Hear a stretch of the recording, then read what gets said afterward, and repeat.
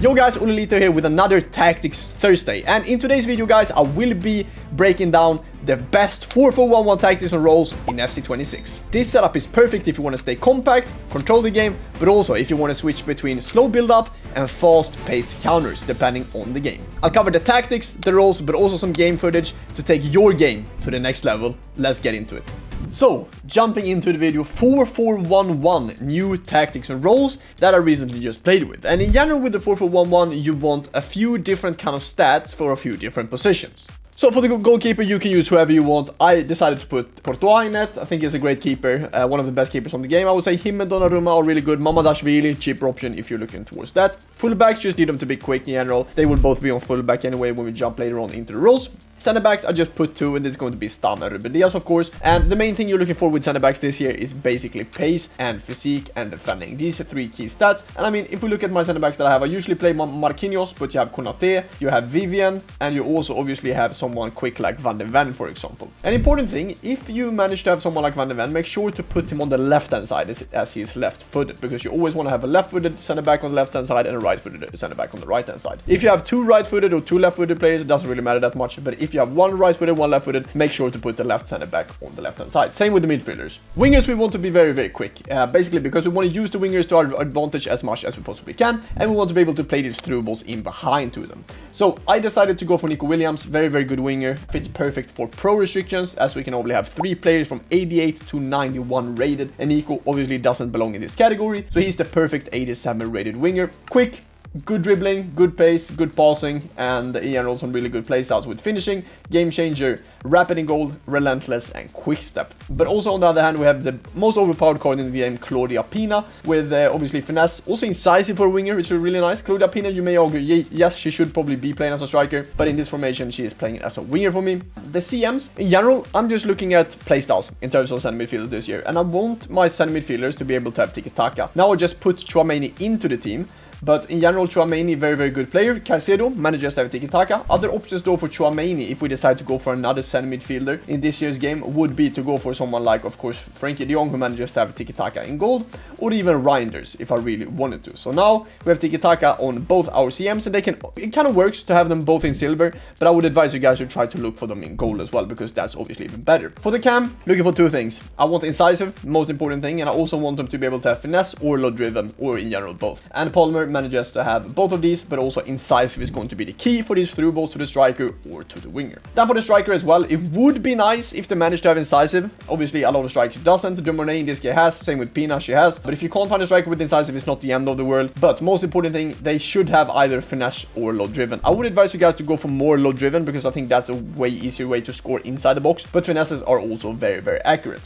Jumping into the tactics and roles then, we start off with a 4-4-1-1 formation. It's going to be balanced build-up style. It's going to be high defensive approach, so we get the automatic offside traps. Jumping into the roles then. We have fullback on Frimpong, and he will be on defend. We will have both defenders on defender plus, because I still think that's a very, very good role to have. Obviously, there are a few players who manages to actually have ball playing defender now, I think, but obviously, I think defender is by far the best role for center backs in this year's game. For goalkeeper, it's just about what they have in plus plus. I like to go with sweeper keeper, because if Courtois, for example, has goalkeeper in plus plus, I'll just keep him as that. Left back will also be on fullback defend, because we want them to tuck in a bit more. And if you look at the green minimap here, it basically shows that they are basically coming in to defend a bit more, which is basically making the team more compact, and they can basically play on the outside, which is totally fine in this year's game. For both CMs, I actually decided to go for deep line playmaker build up for both of them. I'm not really sure if this is going to be the best role for them, but I still think deep line playmaker in build up is really, really good, especially when de Jong manages to have deep line playmaker build up in plus plus. For the wingers, both of them will be on inside forward for this one. I think that's by far the best role in this year's game for wingers, but winger could also be decent. Then the key then, will we play playmaker or shadow striker? In 4-4-1-1, in my opinion, you should go for playmaker, because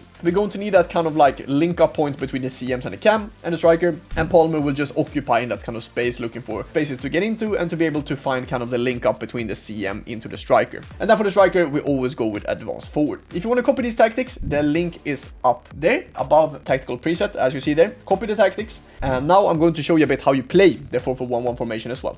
So we will start off with defense. I will show you maybe 1 or or two clips of how I try to defend in the 4-4-1-1, and it's super important to bring back your whole team as much as you can. Once the opponent gets into these kind of spaces though, you will see that a lot of times I'm just trying to bring back my CMs so they are on goal side in terms of his strikers. So I want to be like in front of them so he can't find them on the inside and I'm needing to switch into the center back. So if you see now, I do second man press here with Llorente, still trying to stay on Mbappe, and when he gets the ball here, I'm trying to just cut off the kind of passing lanes into the box with my CMs. It's super important, and it's super overpowered to do this in this year's game. Just running around with the center midfielder is in general how you defend in this game, and it's super important to try to cut off these passing lanes, especially when I know that he's playing Reinisch and De Jong, and they can just use these kind of tiki-taka passes. So as you see once again now, I decided, okay, I put De Jong and Reinisch so he can't find that kind of threatening pass in between my team to his De Jong, then play a first time pass into Salah, and then he can basically do whatever he wants from there. And after, when he goes to here, that's when I decide, okay, now I can be aggressive. I switch now to Llorente, trying to be aggressive, trying to win the ball, and he's getting a corner from it. So make sure to stay on the opponents as much as you can, but if you feel like you can't, do second man press, and at the same time try to bring in either your winger or your center midfielders to keep the middle compact so he can't find these kind of threatening passes in between your center midfielders to get to his strikers, and then from his strikers it's obviously very hard to defend. So you want to prevent your opponent from getting into their striker or their cam. And it's going to be a perfect example right after the corner of how we want to defend. So he gets into the box from a corner obviously, and you see how I see, okay, he can probably play in Reinisch here, but I see as well, I can't really block this pass off with De Jong because then he's probably playing it to stun. So right away, I'm going to do a bit of second man press, trying to get De Jong down to Reinisch, but at the same time, okay, I'm doing second man press to try to like get this line in between De Jong and Reinisch closed off.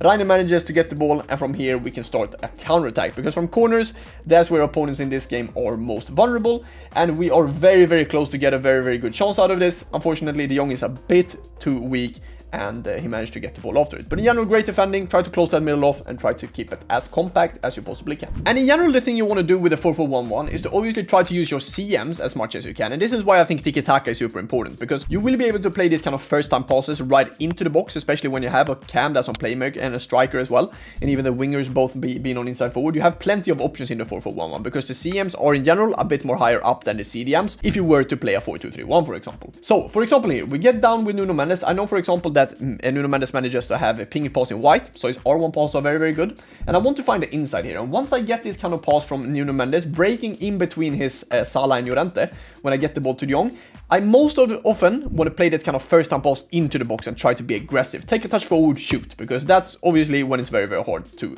score. I'm not sure why this pass came to Mbappe. I'm sure that I wanted to play it inside the box. Doesn't matter though, because when we get to Mbappe here, we want to go out to De Jong again and try to kind of find this threatening pass here. That's when I decided I can't really find anything, so I'm going to send Reinisch, so he's running a bit more in front, so I can actually play Reinisch on feet and then pass the ball with a tiki-taka plus into the box. So I send Reinisch, I get the ball. I know Reinisch manages to have tiki-taka and goal, which means that his first time pass is super accurate.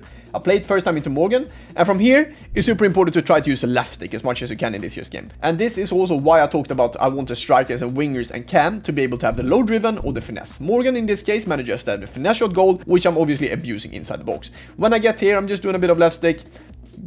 I was about to say green time finesse. We don't green time on this game anymore. But in general, a very good left stick, trying to, you know, bait him into shooting, then just turning around, using the finesse to my advantage. Goal finesse shot, and we managed to score to make it 1-1 from this game. Perfect attack, using our center midfielders playstyles, then into the striker, and from there, it's basically goal time. And this is going to be the perfect clip. This is basically, as I said, how we want to defend. So once again, we try to, you know, cut off these passing lanes as much as we can, because once we're close to attackers in this year's game, it's very hard to get the ball with a clean tackle. So as you see, I'm just trying to cut off these players as much as I can. I see, okay, I can't really get close to Reinisch now. That's why I'm going to do second man press with Marquinhos, but as well, dropping De Jong in to make it even more compact in the middle. And once he is trying to find here, I'm in a perfect position with Marquinhos, and from here, I want to play a quick attack, because I see, okay, he has 1, 2, 3, 4, 5, 6 people attacking, means that he won't be able to have a lot of people behind to defend. So I start my attack from here. I already managed to send Mbappe, if you look at his arm running down here now, and I decide, okay, now I play Morgan, and I also have Aitana. Aitana has incisive, Morgan doesn't have incisive. This is, if you have Pina, for example, or Dumone, you will be able to play these through balls even more. But I managed to do a very good play lock with Morgan. I see, okay, Mbappe is probably going to run on the inside of Marcos Llorente here, which means that he will most likely get the ball first. Managed to find him, and from here, it's all about just take your time and shooting it the far post when the keeper is coming out, or even try a chip shot. And, you know, we convert a very good defensive approach and defensive action into a goal by using good defending and also good timing of the through balls and the incisive passes. And one last clip just showing why the incisive pass is so important. This especially against Montaxer, who is one of the best Italian players to ever play the game. A lot of pros in general, I wouldn't say this is maybe to you casuals that are watching, but it's super important to be able to have this incisive playstyle, because most of the pros, 99% of pros, fear this playstyle, and this is basically why. Because I sent Nico Williams here on a very good run. I know Aitana is in a perfect spot, and this is basically because she is on playmaker. She wants to occupy and try to find that kind of space in between the defenders and center midfielders of the opponent, which she is now. She's in a perfect spot. I managed to find Aitana, and the thing is, with the through balls being so good in this kind of space, I can decide. I either go out to Nico, I either go to Morgan, or I go by myself. So I have 3 options, and he needs to basically guess what's going to happen. So I'm just going to wait, faking a play lock, and then you see how many times he's switching because he's not sure what's going to happen. Now obviously Nico is offside, so I need to wait for him to come back onside. But here I'm trying to use the low driven shot, as I talked about before. It's super important to use this. Unfortunately, great save by Mamadashvili, but this is basically why a lot of pros fear this incisive pass, because they are scared of the incisive pass being played here. And if I were to have a cam that doesn't have incisive pass, the chance of these through balls being able to work won't be near as high as having the incisive pass on the cam. So once again here, just try to take space with the R1 dribbling as much as I can, using the low driven. Unfortunately, we don't score from that chance, but in the end, we still manage to score from the corner, using the R1 dribbling with Aitana, then shipping it back post to Japstam, who's open, and we score to make it 5-1 in this game. That's the full 4-4-1-1 setup. Solid in defense, flexible in attack. Great for keeping the ball, but also good variety if you want to go fast. Try it out and let me know if it works for you. Don't forget to drop a like, subscribe, and turn on notifications so you're not missing the next one. I'll catch you guys soon. Stay safe. Bye-bye.